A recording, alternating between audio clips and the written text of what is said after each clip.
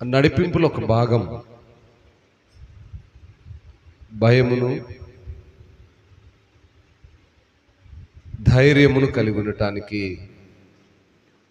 పునరుద్ధాన దినమున ఎలాగో కుదరదు కనుక ఈ అవకాశాన్ని బుధవారాలు శుక్రవారాలు వినియోగించుకోమని మన వాళ్ళందరికీ చాలా మార్లు చెప్పడం జరిగింది. గనుక మరి సమయమందు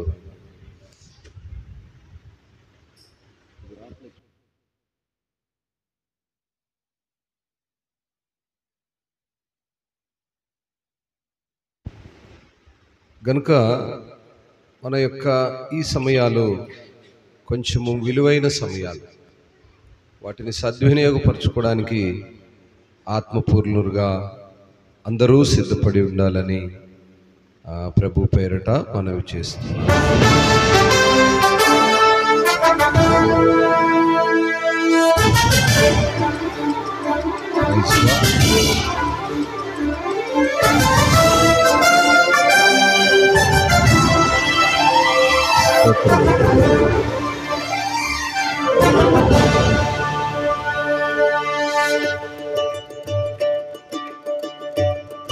మన ఎడల దేవునికి ఉన్నటువంటి ఉన్నతమైన సంకల్పం,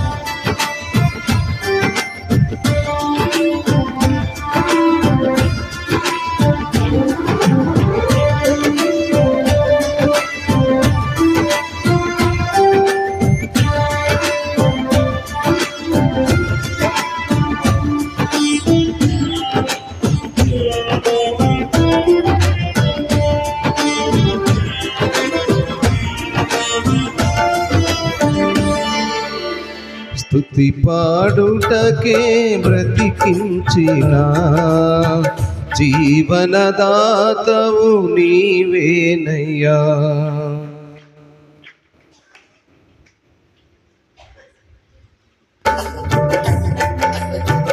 ఇన్నాళ్ళుగా నన్ను పోషించిన తల్లివలే నన్ను ఓదార్చిన నీ ప్రేమ నాపై ఎన్నడు మారదు యేసయ్యా.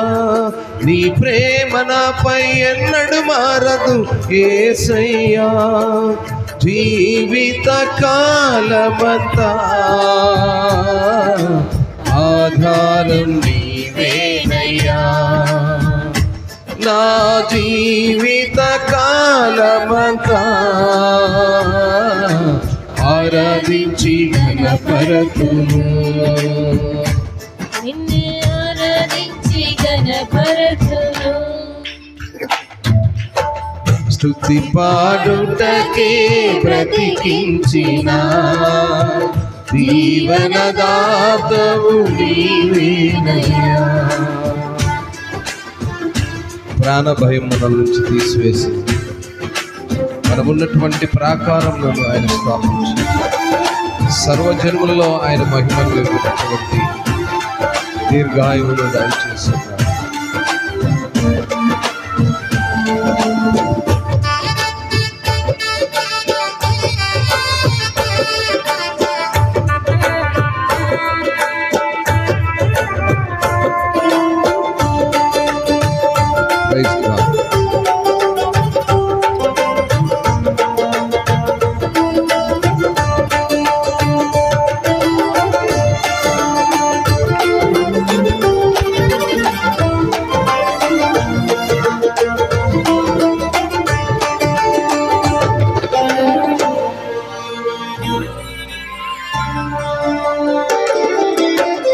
ప్రాణ భయమును తొలగించినావు, ప్రాకారములను స్థాపించినావు.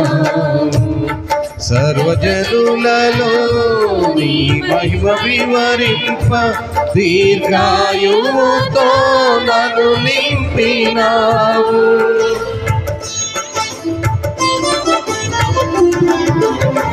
ప్రాణ భయమును తొలగించినావు, ప్రాకారములను స్థాపించినావు. సర్వజనులలో నీ మహిమ వివరింప దీర్ఘాయుతో నన్ను నింపినావు. నీ కృప బాహుల్యమే వీడని అనుబంధమై అలచిన ప్రతిక్షణమునా నూతన బలమిచ్చెను. స్తుతి పాడుటకే బ్రతికించిన జీవనదాతవు నీవేనయ్యా. నాలుగా నన్ను పోషించిన తల్లివలే నన్ను ఓదార్చిన నీ ప్రేమ నాపై ఎన్నడు మారదు యేసయ్యా. నీ ప్రేమ నాపై ఎన్నడు మారదు యేసయ్యా. జీవిత కాలమంతా ఆధారం నీవేనయ్యా. నా జీవిత కాలమంతా ఆరాధించి గణపరతును. నిన్నే ఆరాధించి గణపరతును. స్తుతి పాడుటకే బ్రతికించిన జీవనదాతవు నీవేనయ్యా.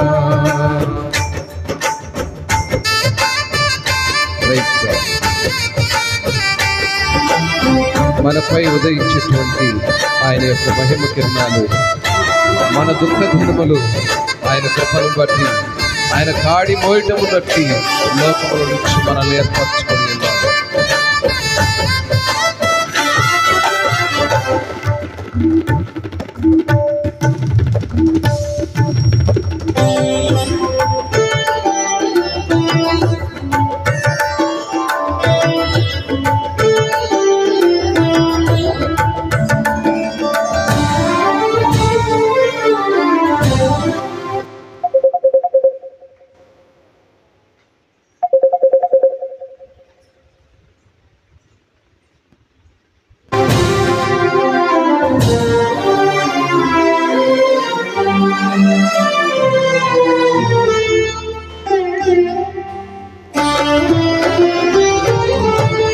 నాపై ఉదయించే నీ మహిమ కిరణాలు కనుమరుగాయెను నా దుఃఖ దినములు.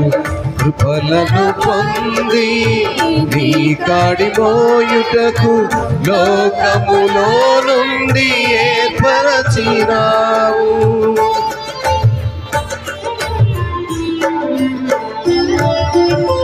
నాపై ఉదయించే నీ మహిమ కిరణాలు కనుమరుగాయెను నా దుఃఖ దినములు. కృపలను పొంది నీ కాడిపోయుటకు లోకములో నుండి ఏర్పరచినావు. నీ దివ్య సంకల్పమే అవనిలో శుభప్రదమై నీ నిత్య రాజ్యమునకై నిరీక్షణ కలిగించెను. స్తుతి పాడుటకే బ్రతికించిన జీవనదాతవు నీవేనయ్యా. ఇన్నాళ్ళుగా నన్ను పోషించిన తల్లివలే నన్ను ఓదార్చిన నీ ప్రేమ నాపై ఎన్నడు మారదు యేసయ్యా. నీ ప్రేమ నాపై ఎన్నడు మారదు యేసయ్యా. జీవిత కాలమంతా ఆధారం నీవేనయ్యా. నా జీవిత కాలమంతా ఆరాధించి గణపరతును. స్తుతి పాడుటకే బ్రతికించిన జీవనదాతవు నీవేనయ్యా. ఎస్, ఎటువంటి లాభాన్ని అపేక్షించక మనల్ని ప్రేమించి మన యొక్క జీవన విధానంలో సంతోషంగా ఉండాలని కలవరము కలిగిన సమయాల్లో మనకు తోడుగాను మన చేయి విడుక నడిపించువాడుగాను ఉన్నాడు.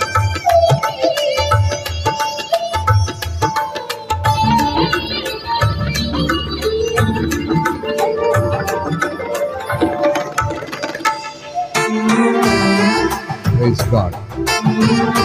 స్తోత్రం.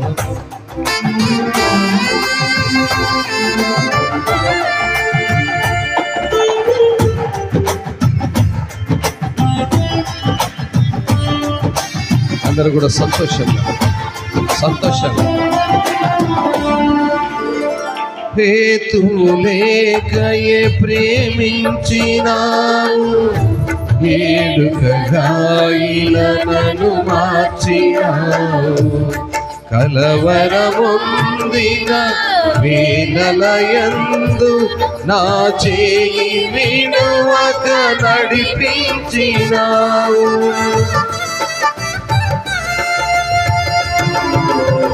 హేతువు లేకయే ప్రేమించినావు, వేడుకగా ఇలనను మార్చినావు. కలవరముందిన వేళలయందు నా చేయి విడువక నడిపించినావు. నీ ప్రేమ మాధుర్యమే నా నోట స్తుతి గానమై, నిలిచిన ప్రతి స్థలమునా పారెను సెలయేరులై. స్తుతి పాడుటకే బ్రతికించిన జీవనదాతవు నీవేనయ్యా. నిన్నాలుగా నన్ను పోషించిన తల్లి వలె నన్ను ఓదార్చిన. నీ ప్రేమ నాపై ఎన్నడు మారదు యేసయ్యా, నీ ప్రేమ నాపై ఎన్నడు మారదు యేసయ్యా. జీవిత కాలమంతా ఆధారం నీవేనయ్యా. నా జీవిత కాలమంతా ఆరాధించి గణపరతును. జీవిత కాలమంతా ఆధారం నీవేనయ్యా. నా జీవిత కాలమంతా ఆధారం నీవేనయ్యా. నిన్నే ఆరాధించి గణపరతును, నిన్నే ఆరాధించి గణపరతును, నిన్నే ఆరాధించి గణపరతును. Praise the lord. స్తోత్రం. దేవుని ఉన్నత మహాకృపలో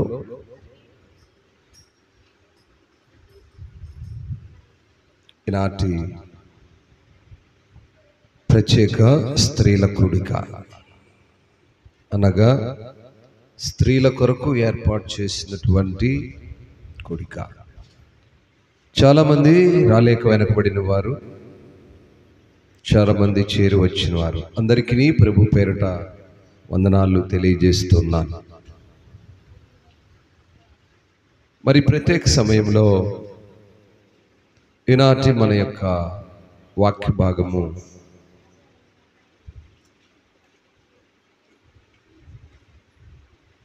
కానానులో ఉన్నటువంటి ఒక స్త్రీ యొక్క విశ్వాసం. కానానులో ఒక స్త్రీ ఉంది. ఆమె యొక్క కుమార్తె బలహీన స్థితిలో ఉన్నప్పుడు ఆ కుమార్తెను కాపాడుకునే ప్రయత్నంలో దేవునికిని శిష్యులకును ఆ స్త్రీకి మధ్య జరిగినటువంటి సంభాషణ, స్త్రీలలో చాలా మందిని గమనించినప్పుడు విశ్వాసము ఒకవైపు, అవిశ్వాసము మరొక వైపు, రెండు సమపాలలో ఉన్నాయి. గనుకనే మన జీవితాల్లో అద్భుతాలు చూడలేకపోతున్నాం. క్రైస్తవ పిల్లల యొక్క జీవితాల్లో ఆనాడు జరిగిన అద్భుతాలు ఈనాడు ఎందుకు జరగట్లేదు అని పరిశీలిస్తే వారి యొక్క విశ్వాసము బలమైనది. మన విశ్వాసం హాఫ్ ఉంది కాదంటారా? ఏమా 100% రైట్. ఎలా రైట్ అనే విషయాన్ని మనము ఈరోజు ఈ వాక్యముల ద్వారా తెలుసుకుందాం. మత్తయి సువార్త 15వ అధ్యాయం, మాథ్యూ చాప్టర్ 15:21. యేసు అక్కడి నుండి బయలుదేరి తూరు సీదోనుల ప్రాంతమునకు వెళ్ళగా, ఇదిగో ఆ ప్రాంతముల నుండి కానాను స్త్రీ ఒకతే వచ్చి, ప్రభువా, దావీదు కుమారుడా, నన్ను కరుణింపుము, నా కుమార్తె దయ్యము పట్టి బహుబాధపడుచున్నదని కేకలు వేసెను. చాలు. ఇది ఈ మొదటి 2 వాక్యాలు ఆ కానానులో ఉన్నటువంటి ఆ స్త్రీ యొక్క విజ్ఞాపన. ఆ స్త్రీ విజ్ఞాపన చేస్తుంది. యేసు ప్రభు వారు ఆ యొక్క తూరు సీదోనులు అనేటువంటి ప్రాంతంలో ఆయన సంచారం చేస్తున్నప్పుడు, ఆయన రక్షింపగలడు, నా కుమార్తెను బాగు చేయగలడు అనేటువంటి నిరీక్షణ కలిగినదై యేసు ప్రభు వారు వచ్చినటువంటి ఆ ప్రాంతంలో ఆమె యేసు ప్రభు వారిని బతిమాలుకుంటుంది. ఇంగ్లీష్లో ఏమంటారంటే బెగ్గింగ్ అని రాయబడింది. ఇంగ్లీష్లో బెగ్గడ్ అని రాసింది. Came and begged him. ఆమె దగ్గరికి వెళ్ళి అడుక్కుంటుంది. బెగ్గడ్ అనే మాటకు అర్థం ఏంటి? అడుక్కోవడం. ఇంగ్లీష్లో అడుక్కోవడం. షీ బెగ్గడ్. ఆమె ఆయన దగ్గరికి వెళ్ళి అడుక్కుంటుంది. అయ్యా, నా కుమార్తె దయ్యము పట్టున్నది కనుక ఆమె నువ్వు కాపాడగలవు, నువ్వు సహాయం చేయయ్యా. అడిగే అనుభవం ఎలా ఉండాలంటే అంత తగ్గింపు కలిగినదై ఉండాలి. దేవుని సన్నిధికి నడుస్తున్నప్పుడు అదే చెప్తాను. గడిచిన వారం అనుకుంటాం మనం మాట్లాడుకున్నాం. దేవుని సన్నిధిలో మనము నిలుక్కొని వచ్చే అనుభవాన్ని మానేయాలి. వంగి నడిచే అనుభవాన్ని నేర్చుకోవాలి. సాగిలపడి నమస్కారం అంటే నువ్వు నేలలో పడి పొర్లు దండాలు పెట్టమని కాదు, నీ విధేయత. మీరు గమనిస్తారో లేదో, నేను చాలా మందిని గమనించాను. పోలీస్ స్టేషన్లోకి వెళ్తున్నారు అనుకోండి, ఎస్ఐ ముందో సిఐ ముందో ఏ డిఎస్పీ ముందు నిలబడాలి. ఎలా వెళ్తారు తెలుసా? సార్, అయ్యా, కొంచెం చదువుకున్న అయితే ఏమంటారు? సార్ అంటారు. కొంచెం అయ్యా, అయ్యా, లేదయ్యా, నేను చేయలేదయ్యా, అయ్యా. ఎందుకు? ప్రాణం మీద తీపి. వాళ్ళు ఎక్కడ కొడతాడో, ఎక్కడ గాయపరుస్తాడో, ఎక్కడ జైలు వేస్తాడో అది లైవ్లో జరుగుతున్నటువంటి కార్యక్రమం. అదే దేవుని దగ్గరికి అయితే, ఏంటి పాస్టర్ గారు, ఇది లేటుకొచ్చా? ఏంటి మేము ఇప్పుడైతే ఏంది ఏంది నువ్వు ఉండాలనుకుంటున్నావు లేదా మా ఊళ్ళో? ఏమండి, పాస్టర్ గారు అంటే ఏ ఎస్ఐ గారు, ఏ సిఐ గారు, ఏ కాదండి. వాళ్ళందరికంటే ఘనుడు. వాళ్ళు లోకములో దేవుడు ఏర్పాటు చేసినటువంటి దేవుని పిల్లలకు వాళ్ళు పనివాళ్ళు.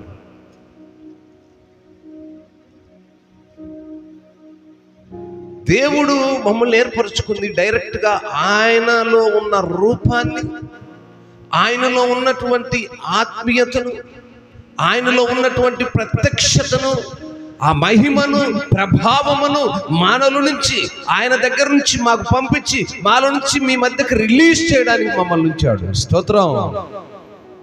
అభిషేకించబడిన అనంతం కలిగినటువంటి దైవ సేవకులు. వాళ్ళ పరిపాలన వేరు, మా పరిపాలన వేరు. కానీ మనుషులు ఎలా ఉంటారంటే వాళ్ళకి చినిలో సేవకునికి సేవకుడు బతిమాలుకుంటాడు. వాళ్ళు ఏం చేస్తారు? కర్రలు తీసుకొని బాదుకుంటారు. సామెత ఉంది కదా, కొట్టేవాడికి మొక్కుతారు కానీ అయ్యా అమ్మా అని వాడికి మొక్కుతారా? మొక్కరు. ఈ కొట్టేవాడు అంటే ఏంటి? భయము, కొడతాడు కదా. ఈ సేవకుడు ఏం చేస్తాడు? అమ్మా దేవుని దగ్గరికి రండి అమ్మా, అయ్యా మారు మనసు కలిగి ఉండండిరా, అయ్యా దేవుని మాట్లాడండిరా, అరే పాప జీవితాన్ని ఒడిచేయండి రా, దేవుని మాట్లాడటం నేర్చుకోండి, దేవుని చిత్తానికి లోబడండి. ఈ బాధగా ఉంటాయి. వాళ్ళు చెప్పరు కదా, బాధేస్తారు, సమ్మగా ఉంటుంది. పిల్లరా, ఆమె ఆయన దగ్గరకు వచ్చి బ్రతమాల కోట్ల అడుక్కుంటుంది. అయ్యా నా బిడ్డను నువ్వు కరుణించు.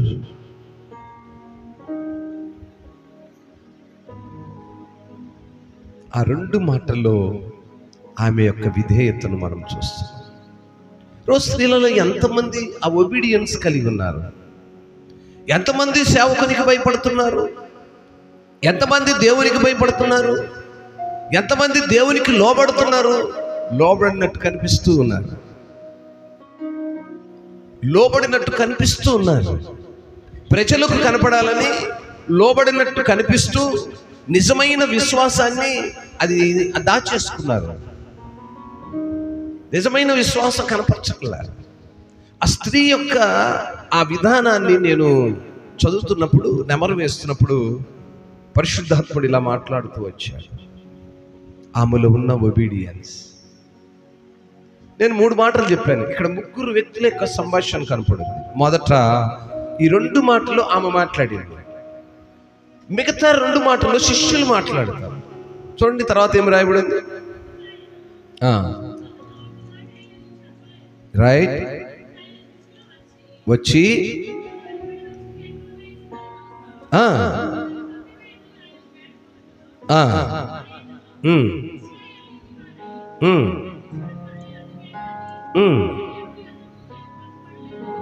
చాలు. ప్రియులా, ఇక్కడ మనం గమనించినప్పుడు అక్కడ ఉన్నటువంటి శిష్యులు, ఆయన వెంబడిస్తున్నటువంటి శిష్యులు ఆమె వచ్చి గోజారుతున్నప్పుడు, బ్రతిమాలుతున్నప్పుడు విసుక్కుంటున్నారు, సనుక్కుంటున్నారు, గొనుక్కుంటున్నారు. కాదులేమ్మా నువ్వు వెళ్ళి పక్కకి వెళ్ళిపో అనటం మాత్రమే కాకుండా ఏం చేస్తున్నారంటే యేసు ప్రభు వారికి విజ్ఞాపన చేస్తున్నారు. అయ్యా ఆమెను వెళ్ళిపోమని చెప్పండి. ఆమె వచ్చి వేడుకుంటుంది, కానీ శిష్యులు అడ్డగిస్తున్నారు. ఆ సమయంలో ఆయన ఆమెతో మాట్లాడలేదు, కానీ ఆ శిష్యులతో చెప్తున్నాడు. ఏమని చెప్తున్నాడు? 24లో చూసినప్పుడు, ఆయన ఇశ్రాయేలు ఇంటి వారై నశించిన గొర్రెల యొద్దకి గాని మరి ఎవని యొద్దకు నేను పంపబడలేదనను. స్తోత్రం. నశించినటువంటి పిల్లల కొరకు, నశించినటువంటి తగ్గింపు కలిగినటువంటి వినయము కలిగినటువంటి లోబడి ఆయన దగ్గర బెగ్గించేసే వారి కొరకు ఆయన వచ్చారు. లోకములో గొప్పగా కనిపించబడవలసినటువంటి ఆ విశ్వాసం ఉన్నటువంటి వారి కోసం కాదు.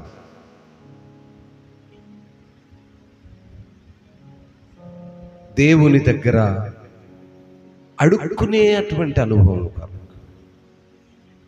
ఆయన అన్నాడు, నశించిన గొర్రెల యొద్దకే గాని మరి ఎవరి యొద్దకును నేను. ఆమె అప్పుడు అంటుంది, అయినను ఆమె వచ్చి ఆయనకు మొక్కి, ప్రభువా నాకు సహాయము చేయమని అడిగాను. అందుకు ఆయన పిల్లల రొట్టె తీసుకొని కుక్క పిల్లలకు వేయట యుక్తము కాదని చెప్పగా. చాలమ్మా, చూడండి సంభాషణ ఎంత క్లుప్తముగా, ఎంత వివరణాత్మకముగా ఉందంటే ఆత్మ కలిగినటువంటి మనస్సుతో మాత్రమే వినాలి. ఈ మాట ఏంటి? కుక్కలు ఎందుకు వచ్చినాయి, పిల్లల రొట్టె ఎందుకు వచ్చింది? అసలు రొట్టె ఏంటి, కుక్కలేంటి? ఏమండి, ఆమె అడుగుతున్నదేంటి, ఈయన పలుకుతున్న మాట ఏంటి? దీన్నే మర్మము అంటారు. మర్మముతో కూడిన మాటలు అంటే ఏంటంటే, ఈ సందర్భంలో ఆమె అడిగిన దానికి ఈయన చెప్పిన దానికి ఉన్నటువంటి ఈ సంభాషణ ఏంటి? ఆమె, అయ్యా నా కుమార్తెకు బాగలేదు, నువ్వు రక్షించేవాడివి, నువ్వు కాపాడేవాడివి, ఆమె కలిగినటువంటి దయ్యమును, బాధను, వ్యాధిని నువ్వు నాయన మరి నీ యొక్క ఆ యొక్క చెయ్యి కలిగినప్పుడు, నువ్వు ప్రార్థించినప్పుడు రక్షణ కలుగుతుంది, స్వస్థత కలుగుతుందని వచ్చి ఆమె బ్రతిమాలుకుంటుంటే, ఈయన మొదటి మాట 24లో అన్నదే మాట ఏంటంటే, నశించిన గొర్రెల యొద్దకు కానీ మరి ఎవరి యొద్దకు నేను పంపబడలేదు అని. సరే, బాగానే ఉంది. ఆమె మరలా బతిమలాడింది, ఆయన కాళ్ళకు మొక్కింది, అయ్యా నువ్వు సహాయం చేయమని. అప్పుడు ఆమెతో అంటున్నాడు, పిల్లల రొట్టె తీసుకుని కుక్క పిల్లలకు వేయుట మంచిది కాదని చెప్పాడు. యుక్తము కాదు అన్నాడు. అది మంచి పద్ధతి కాదు. అదేంటయ్యా? ఆ తర్వాత ఆమె ఏమని, తిన్నావా? నిజమేనయ్యా నువ్వు చెప్పిన మాట, కుక్క పిల్లలు కూడా తమ యజమానుల బల్ల మీద నుండి పడు మొక్కలు తినును కదా.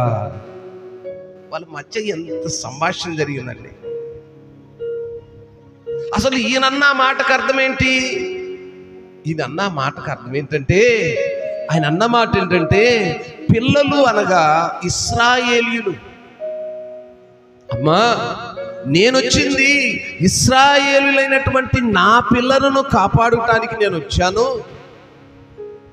నీవొచ్చి నా కుమార్తెను రక్షించని అడుగుతున్నావే, అది ఎలా వీలవుతుంది? నా పిల్లల కొరకు నేను వచ్చాను. దేవుడు నా పిల్లలను రక్షించమని నన్ను ఏర్పరచుకున్నాడు. నీ పిల్లవాళ్ళని నేను ఎలా రక్షిస్తాను? అసలు ఈ మాటల అర్థం ఏంటి? దాని అర్థం ఏంటంటే, ఈమె కానానులో ఉన్నటువంటి స్త్రీ, ఆ స్త్రీ ఎవరు అనగా అన్యురాలు. స్తోత్రం. ఆమె అన్యురాలు కనుక నన్ను ఏర్పరిచిన దేవుడు నా కొరకు ఎదురు చూస్తున్న నా పిల్లల కొరకు నేను వచ్చాను. వాళ్ళకు నేను రక్షణ ఇవ్వాలి, వాళ్ళకు నేను మారు మనసు ఇవ్వాలి, వాళ్ళను నేను రక్షించాలి, వాళ్ళను వ్యాధి బాధల నుంచి కాపాడాలి. అన్యురాలవైన నిన్ను నేనెందుకు రక్షించాలమ్మా?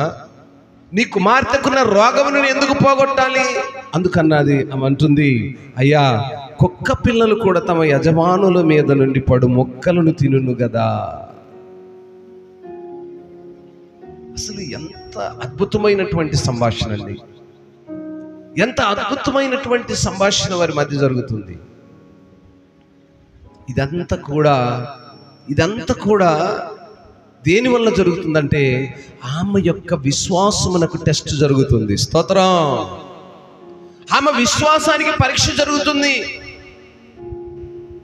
శిష్యులు వెళ్ళిపోమన్నారు, ఆమె బ్రతిమాలుకుంటుంది, ఆయన సంభాషణ చేస్తున్నాడు.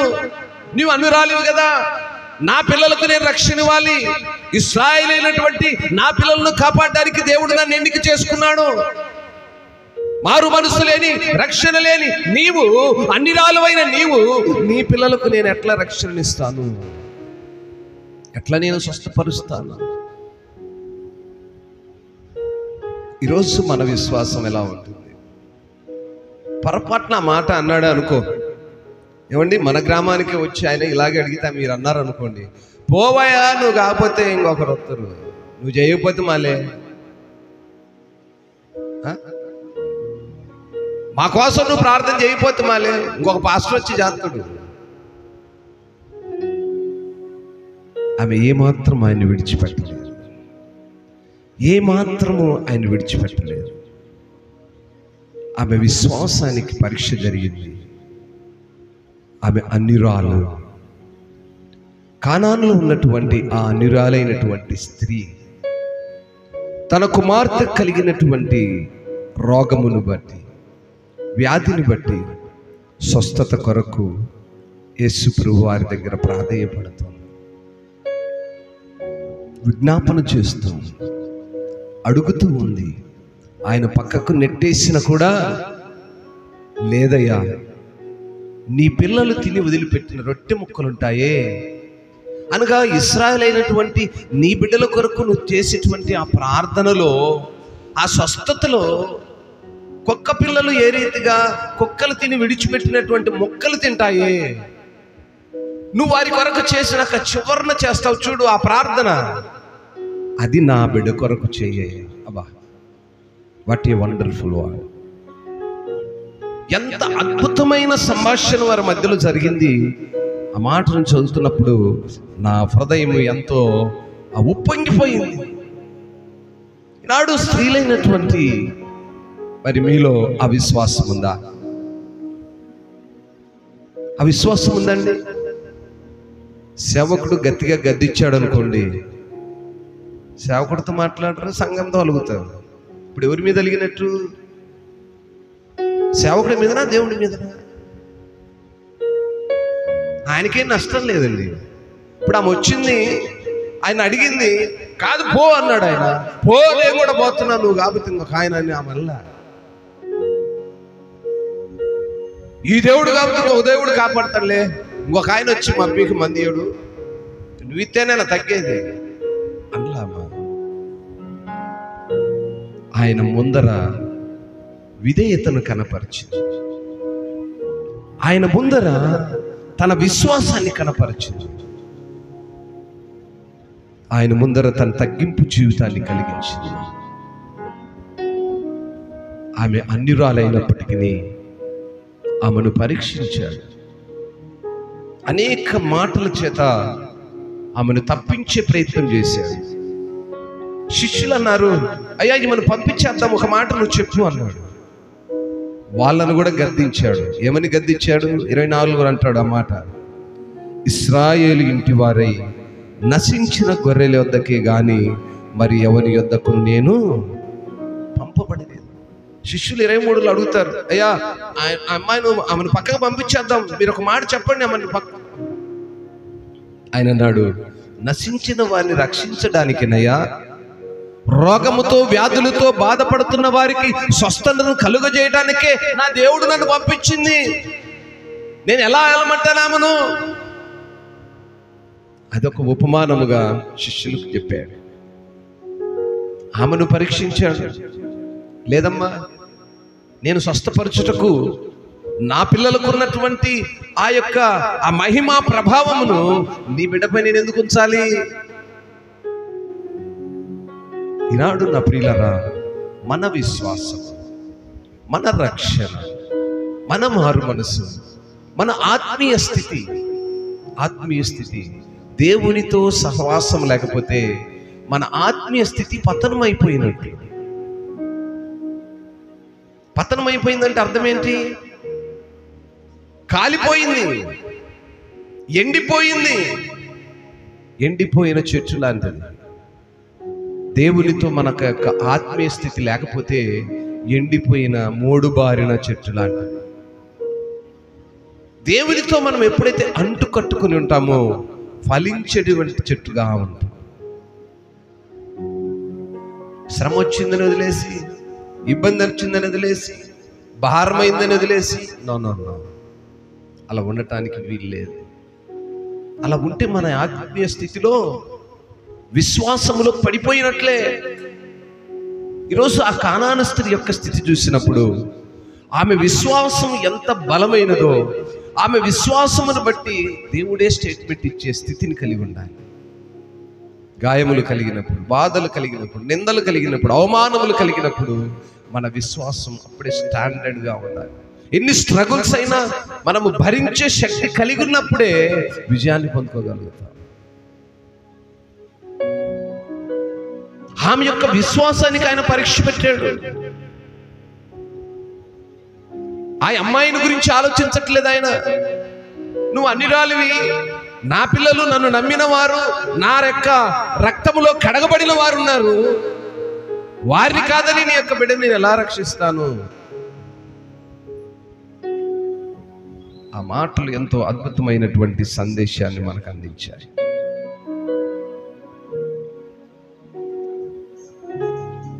28వ వాక్యములు అంటది, అందుకు యేసు, అమ్మా నీ విశ్వాసము గొప్పది, నీవు కోరినట్టే నీకు అవునుగాక. ఆమేన్. ఏమండి, ఒక వ్యక్తిని గురించి, ఒక స్త్రీని గురించి, సంఘములో ఉన్న బిడ్డల గురించి దేవుని సేవకుడు సాక్ష్యాన్ని ఇవ్వాలి. ఆమె విశ్వాసాన్ని ఆయన వెంటనే సాక్ష్యం ఇస్తున్నాడు. నీ విశ్వాసము గొప్పది, నీ విశ్వాసము గొప్పది కనుక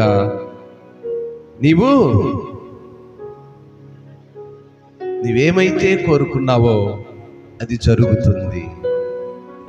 ఆమె ఏమి కోరుకుంది? ఆమె కుమార్తెకు ఆరోగ్యంని కోరుకుంది.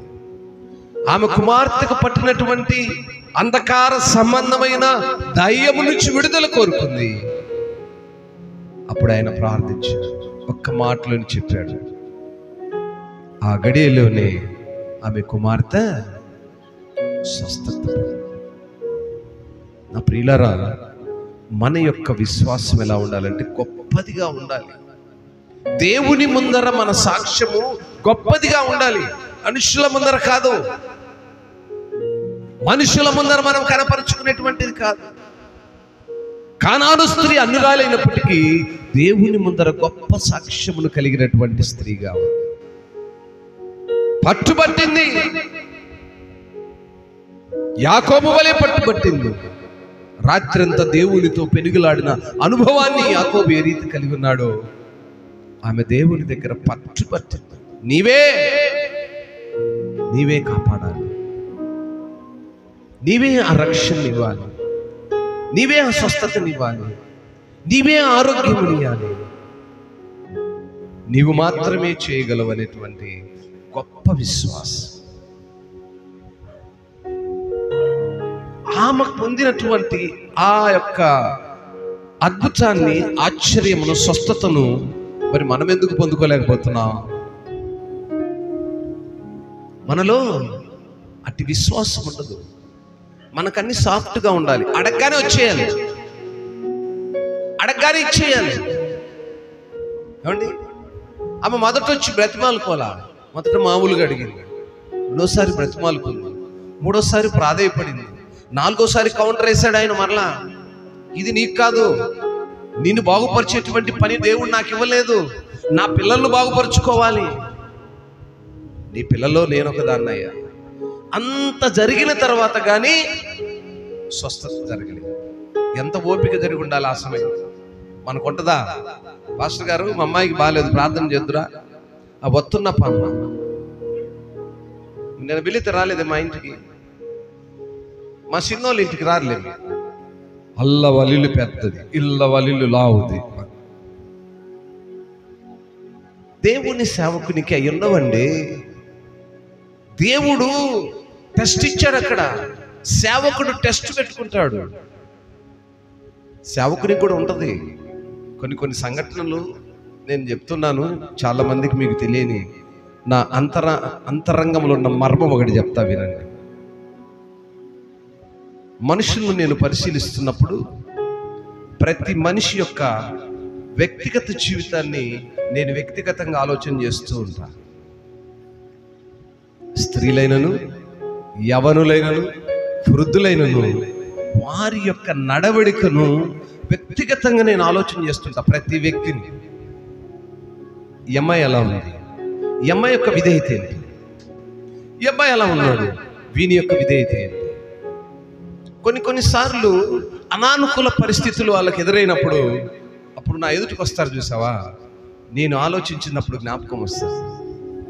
ఈ అమ్మాయి ఇంత గర్వంగా ఉంది కదా, ఎందుకుంది అలాగా అని నేను అనుకున్నాను కదా. ఈరోజు ఒక దినమున ఆ గర్వము తగ్గించి దేవుడు అదే స్థితిలో నుంచి విధేయతలోనికి నడిపిస్తాడే. అప్పుడు అనుకుంటాను, ప్రభువా ఆ రోజు నేను అనుకున్నాను ఈ అమ్మాయి పరిస్థితి ఏంటని.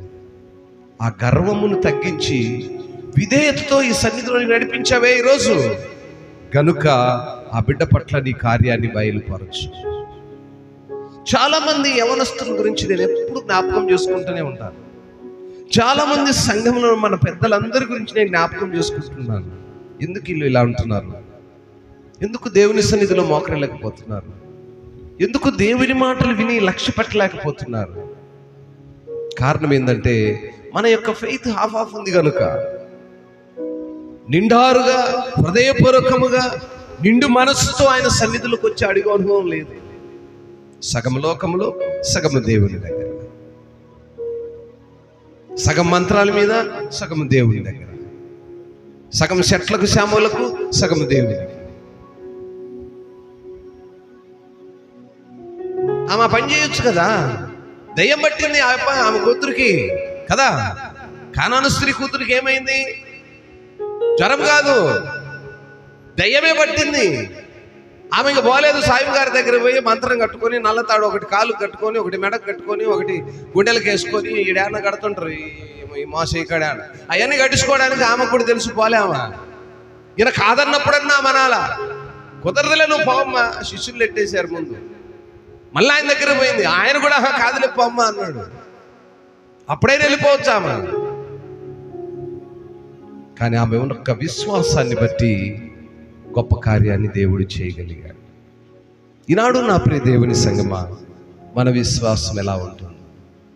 క్రైస్తవ కుటుంబాల్లో కార్యాలు ఎందుకు జరగట్లేదు? సగమటు సగమిటు. హృదయపూర్వకముగా నిండారుగా ఆయన సన్నిధిలో మనం అడగలిగినప్పుడు ఆయన ఉచితముగా మనల్ని ప్రేమించే ఉన్నాడు. హేతువు లేకయే ప్రేమించినావు వేడుకగా ఇలా. హేతు అంటే ఏంటి? మన దగ్గర ఏమి అపేక్ష చేయక, ఏమి లాభం పొందక, లేదా ఏదో వాళ్ళ దగ్గర నుంచి వస్తుందని ఆశపడలా. ఈరోజు వైద్యుల దగ్గరికి వెళ్తే డబ్బులు ఇస్తారని ఆశతో ఆయన వైద్యం చేస్తున్నాడు. మరి దేవుడు ఏం కోరుతున్నాడు? మన దగ్గర నుంచి ఏం కోరుకోవట్లే, ఉచితముగా ఆయన బాగు చేయడానికి సిద్ధంగా ఉన్నాడు. ఎప్పుడు విధేయత కనపరచబడితే, నమ్మకము నీలో ఉంటే ఆయన అందుకే ముందుగానే అన్నాడు ఆవగించంత. ఎంత అసలు ఆ మాట ఎంత ఉంది చూడండి. మనమెంత, మన యొక్క అధికారం ఎంత, మన మాటలు ఎంత, మన ప్రవర్తన ఎంత, మనము గ్రామంలో ఎంత, ఊర్లో నేనేందనుకున్నావు అంత మన మాటలు. కానీ మరి ఆయన ఏమంటున్నాడు? ఆవగింజ. నువ్వేమో నేనెంత అంటున్నావు, ఆయనేమో నేను అసలు ఆవగింజ ఎంత ఉందా ముందు నీ కాడ అంటున్నావు. ఎలా జరుగుతాయి స్వస్థత? మన విశ్వాసము తాలింపు గింజల్లో ఉండే ఆవగింజ అంత లేకపోయానే స్వస్థతలు ఎట్లా జరుగుతాయనా? ఉంటాయా తాలింపు గింజలోనా? ఆవగింజలు ఉంటాయి? దేంట్లో ఉంటాయి తాలింపు గింజలు? చెప్పరేమక్క. ఆవగింజలు దేంట్లో ఉంటాయి? తాలింపు గింజలు. నాకు కొట్టి తెలుసు అన్నమాట, అర్థం. అది కార్యాలు మనము చూడాలి అంటే, అద్భుతాలు మనము చూడాలి అంటే ఆయన ముందే చెప్పాడు, మీ విశ్వాసము నా మీద ఆవగింజంత లేకపోయినే ఎలా అద్భుతాలు చూస్తారు మీరు? ఈరోజు కానాను స్త్రీ ఒక అన్యురాలైనటువంటి స్త్రీకి ఉన్న విశ్వాసము, నీవు కార్యము చేస్తేనే నేను విడిచి వెళతాను. బెగ్గింగ్ చేసిందండి. ఎంతమంది మనం దేవుని దగ్గర బెగ్గింగ్ చేస్తున్నాం? దేవుని సన్నిధి అంటే భయం ఉందా? దేవుని సన్నిధిలో మోకరిల అనుభవం ఉందా? సాగిలపడే అనుభవం ఉందా? తగ్గింపు కలిగి ఒదిగి నువ్వు ఆయన సన్నిధిలో కనపరచబడుతున్నావా? లోకంలో నేను కూడా ప్రార్థనకు వెళ్తున్నాను, నాకు మారు మనసు ఉంది, నాకు రక్షణ అనుభవం ఉంది, నేను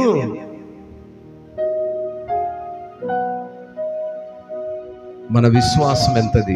ఆవగింజంత. ఏ విశ్వాసం లేని ఆ స్త్రీ ఆ వార్త ఎప్పుడైతే నిందో ఆయన బాగు చేయగలడు అని కొండంత విశ్వాసంతో ఆయన దగ్గరకు వచ్చింది. నా ప్రియులారా, దేవుని సన్నిధికి మనం నడుస్తున్నప్పుడు ఎన్ని పరిస్థితులు మనకు అడ్డంకులు వచ్చినప్పటికీ మన విశ్వాసాన్ని మాత్రం విడిచిపెట్టకూడదు. ఈ మధ్య కాలంలో జరుగుతున్న సేవకుల యొక్క పరిస్థితులు, సేవకుల యొక్క మరణాలు చూస్తున్న కొలతే నాకు పాస్టమ్మకు నేను అదే చెప్తా ఉంటా. పాస్టమ్మ చాలా డెలికేట్, మీకు అందరికీ తెలుసు.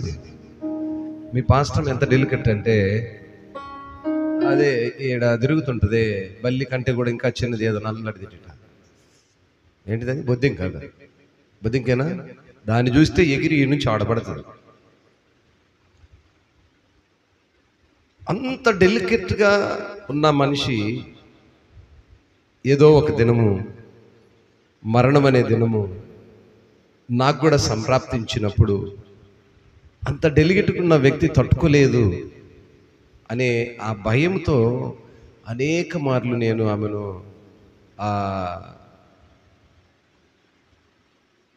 ఎడ్యుకేట్ చేస్తున్నాను.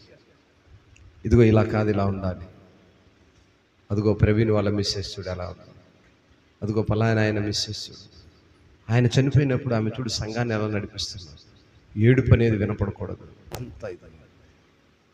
అంత విశ్వాసములో బలపరిచే విధానము కొరకు ఎంతగా ప్రయత్నం చేస్తున్నామంటే ఆ ప్రయత్నంలో కొంతైన మనాన్ని ఆ బలాన్ని ఇస్తుందని. నిరుత్సాహ స్థితి అనేది మనకందరికీ సంభవించే రోజు ఉంటుంది కనుక ఆ నిరుత్సాహ స్థితిలో కూడా బలంతో ఉండాలి. బలంతో ఉండాలంటే మనుషునిచ్చే బలం ఉండదండి. ఏమండి, పొరపాటునే ఉంది, ఒరిజినల్గానే నాకు ఒక దినం మరణం జరుగుతుంది.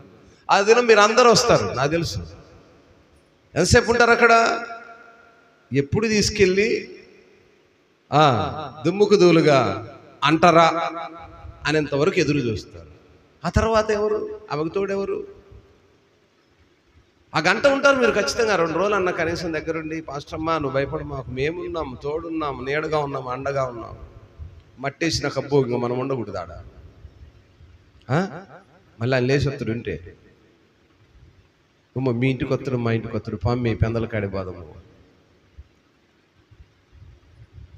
అంతే. మరి ఎవరు ఆమెకి? ఎవరు తోడు? దేవునిపై ఆధారపడేటువంటి ఆ శక్తిని పొందుకోవాలి. దేవునిపై ఆధారపడే ఆ బలాన్ని పొందుకుంటే మనుషుల ప్రేమలు, మనుషుల యొక్క ఆదరణ చాలా తాత్కాలికమండి. ఎంత తాత్కాలికమంటే ఆ శరీరము, ఆత్మ ఎప్పుడైతే మనల్ని విడిచి వెళ్ళిపోతుందో ఆ శరీరాన్ని ఎప్పుడు మట్టిలో పడేసేద్దామని ఆలస్యంతో ఉంటారు. ఆత్మ శరీరంలో ఉన్నంతసేపే ఆ శరీరానికి విలువ. అవును కదా? ఏమండి, మనందరం, నీవు నేను ఎవరైనా సరే, సీఎం పిఎం అయినా అంతే కదా. పిఎంలు సీఎంలు అని గొప్పగా ఉన్నవాళ్ళు పెద్ద పెద్దవాళ్ళు ఉన్నారు. పెద్దోడైనా చిన్నోడైనా ఆత్మ వాళ్ళు ఉన్నంత వరకే. ఆ ఆత్మ ఎప్పుడైతే మనిషిని విడిచిపెట్టిందో ఇంకా ఆ శరీరానికి విలువ లేదు. 1,00,000 రూపాయలు చీర కట్టినామైనా, 2 లక్షల చెప్పులు వేసుకున్నాయనైనా ఆత్మ ఎప్పుడైతే మన నుంచి పక్కకి వెళ్ళిపోద్దో ఇకేంటి? శరీరానికి విలువ లేదు. ఆత్మ మనలో ఉన్నంతసేపే ఆ శరీరానికి విలువ. ఆ ఆత్మ మనలో ఉన్నప్పుడే ఆవగుంజ నుంచి మన పర్సంటేజ్ పెరగాలి. విశ్వాసం అనే పర్సంటేజ్, దేవునిపై ఆధారపడే పర్సంటేజ్, దేవుని హత్తుకుని జీవించేటువంటి పర్సంటేజ్. అందుకే సజీవులే కదా నిన్ను స్తుతిస్తారన్నాడు. సజీవంగా ఉన్నప్పుడు నువ్వు దేవుణ్ణి ఎరగకుండా నువ్వు మరణమైన తర్వాత ఇక దేవుణ్ణి ఏమడుగుతా? ఎందుకంటే నువ్వు అడగడానికి ఏం లేదు. ఆత్మ వెళ్ళిపోతుంది, సర్రమని ఆ నుంచి వచ్చింది అడికి వెళ్ళిపోతుంది. ఈ మట్టిని చూసుకొని నీ బంధువులు, నీ రక్త సంబంధులు, ఎన్నడు చూన్నోడు కూడా వచ్చి ఒక్కొక్కరు కేకలు పెడతా ఉంటారు. బతుకున్నప్పుడు బాగున్నవాని కూడా అంటారు, బావో, అన్నో, అక్కో, తొక్కో. ఆ 2 1 గంట పాటు ఉంటుంది, మామూలుగా ఉండదు వ్యవహారం, సూపర్ హిట్గా ఉంటుంది. బతుకున్నప్పుడు బాగున్నవాని కూడా అన్నాడు, వచ్చి తొంగి కూడా చూడు. సజీవముగా ఉన్నప్పుడు లేని ప్రేమలు మరణించిన తర్వాత ఏం చేయను? ఎందుకంటే మరణించిన తర్వాత అది మట్టి, అది నువ్వు ఏం చెప్పినందో దానికి ఏం అర్థం కాదు. నువ్వు వచ్చి ఏదో ప్రజల ముందు గొప్ప కనిపించుకోవడానికి నీ కేకలన్నీ. కనుక ప్రియులారా, దేవుని ఎడల మన విశ్వాసము కానాను స్త్రీ కంటే కూడా ఎక్కువగా ఉండాలి. కానాను స్త్రీ కంటే ఎక్కువ అద్భుతమైనటువంటి మేలులు మనం పొందాలి. ఇక్కడ 2 సందర్భాలు ఉన్నాయి కానాను స్త్రీకి జరిగింది. ఏం జరిగింది చెప్పండి? ఆయన అన్నాడు, ఇశ్రాయేలీయులు నా పిల్లలు అన్నాడు. ఏమంటుంది? ఆ పిల్లవాడిని నన్ను అనుకో అంటుందాము. అంటే మన తర్వాత వచ్చిన అన్యురాలు మొదటి ప్లేస్ మనకుంది, దాన్ని మనం చివరికి తెచ్చుకుంటున్నాము. అన్యులు మొదటికి వెళ్ళిపోతున్నారు. ఫస్ట్ ప్లేస్ దేవుడు మనకే ఇస్తున్నాడు. నా పిల్లలు అంటున్నాడు. మనం ఏం చేస్తున్నాము? పిల్లల స్థానికి పోతున్నాము. ఆమె అంటుంది, ఆ పిల్లల్లో నేను ఒక పిల్లదాన్ని అనుకోయా. ఎంత సంభాషణ చూశారు అక్కడ. గనుక ప్రియులరా, దేవుని సన్నిధిలో ఒదిగి ఉండాలి. మన ఫెయిత్, మన విశ్వాసము ఏదో నామమాత్రంగా, ఏదో శ్రమలు వచ్చినప్పుడు నెట్టి బాగున్నప్పుడు సూపర్ స్టార్ లాగా ఉన్నప్పుడు ఆహా అనేది కాదు, కానీ ప్రతి విషయానికే దేవునికి మహిమ చెల్లించాలి. అందుకే అంతకుముందు కూడా చెప్పాను, మా కజిన్ అవుతాడు, బాబాయ్ అవుతాడు. ఆయన చూసినప్పుడు ఇప్పటికీ ఒకసారి పాస్టర్ మనం తీసుకెళ్ళి చూపిద్దాం అనుకుంటాను నేను. ఎందుకంటే బలం కోసం, శక్తి కోసం. ఆయన బైక్ మీద నుంచి పడ్డాడు. కేవలం మంచి ఇంగ్లీష్ బోధకుడు, ఎంత స్పష్టంగా ఇంగ్లీష్ మాట్లాడతాడు ఆయన. ఇప్పుడు కూడా మంచంలో ఉన్నాడు, స్వరం తగ్గలేదు, వినికిడి తగ్గలేదు, చూపు తగ్గలేదు, కానీ చేతులు కాళ్ళు స్పర్శ, ఓ స్కెల్టన్ బాడీ లాగా ఉంది. ఆయన అంతకుముందు ఎలా తిరిగాడంటే ఓ హీరో టైప్లో తిరిగేవాడు. టక్ చేసి, షూ వేసి, నీట్గా ఐరన్ డ్రెస్సెస్. కాలేజీలలో ఇంగ్లీష్ చెప్పేవాడు, మంచి. ఇవన్నీ దేని కొరకంటే మనకు మన ఆయుష్ ఎట్లాడిది, మన విశ్వాసం ఎట్లాడిది. ఆయన ఇప్పుడు పోయి నేను పలకరించిన, ఏంది బాబాయ్ ఎలా ఉన్నారు, ఏంటి, ఏముందయ్యా దేవుని కృపలో బాగానే ఉన్నాను. ఓరే, నేను బెత్తరపోయా. దేవుని కృపలో బాగున్నావా? బాగానే ఉన్నాను, నాకేమి. దేవుడు ఇంతవరకు ఉంచాడు. లెగలేడు, తినలేడు, కాళ్ళు చేతులన్నీ కూడా స్కెల్టన్. మన తెలుసు కదా స్కెల్టన్ అంటే ఏమంటారు తెలుగులో? అస్థి పంజరముకు ఎముకలు ఎట్లా బయటకు వస్తాయో అట్లా వచ్చి ఇట్లా. ఇలాంటివన్నీ చూడాలి, ఇలాంటివన్నీ తెలుసుకోవాలి. ఎందుకంటే దేవుడు మనల్ని ప్రేమించి మరి ఎన్నికలేని మనకిచ్చిన ఈ ఆరోగ్యానికి, మంచములు పడి మరణ ఛాయలున్న వ్యక్తికి ఉన్న విశ్వాసానికి మనకున్న విశ్వాసం ఎలాంటిది చెప్పు?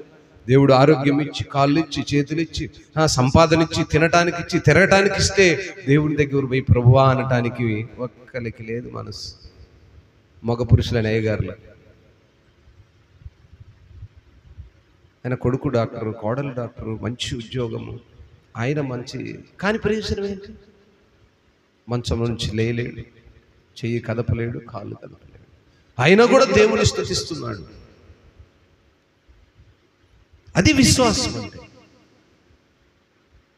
విశ్వాసం అంటే సత్య స్థితిలో, నిష్ప్రయోజనమైన స్థితిలో ఉండి కూడా దేవుడు నాకు మేలు చేశాడు. ఆయన 20-30 లక్షలు ఖర్చు పెడితే ప్రయోజనం లేకుండా విశ్వాసం అనేది అలా ఉండాలండి.